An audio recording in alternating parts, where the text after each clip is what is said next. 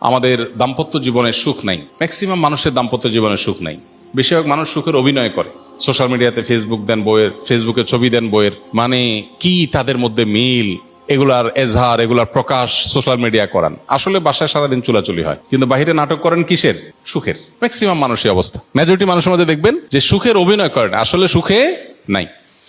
সুখ পেতে হলে স্বামী স্ত্রী উভয়কে আল্লাহর কাছে পরিপূর্ণভাবে সমর্পণ করতে হবে। আত্মসমর্পণ করা ছাড়া, পরিপূর্ণ ইসলাম গ্রহণ করা ছাড়া আপনি কখনো সুখ চূড়ান্ত লেভেলে পাবেন না। সুখের বিভিন্ন সংজ্ঞা হতে পারে, বিভিন্ন সংজ্ঞার আলোকে আপনি সুখী হইতে পারেন, কিন্তু চূড়ান্তভাবে যে মানসিক ফ্রেশনেস, এটা আপনার মধ্যে তখনই আসবে যখন আল্লাহর কাছে নিজেকে সুপর্দ করবেন। আল্লাহর কাছে সুপর্দ করলে লাভ কি হয় দেখেন।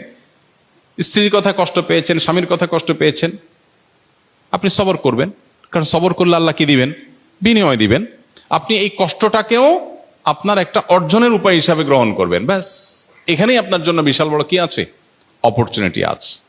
তো এই জন্য আমরা যথাসম্ভব সর্বোচ্চ চেষ্টা করবো ইনশাআল্লাহ বিইذনিল্লাহ দাম্পত্য জীবনে সবর এখতিয়ার করার। যে যত বেশি সবর করবে দাম্পত্য সঙ্গীর মধ্যে সে আল্লাহর কাছে তত বেশি প্রিয় হবে, যে যত বেশি সবর করতে পারবে। ভোগবাদী এই দুনিয়াতে আমরা বেশিরভাগ মানুষই অনেক বেশি অসহনশীল। সবাই আমরা অধিকার সচেতন। স্বামী স্ত্রী যদি কোরআন হাদিস জানে, একটু ইসলাম চর্চা করে, তাহলে তারা তাদের মতো করে অধিকার সচেতন হয়।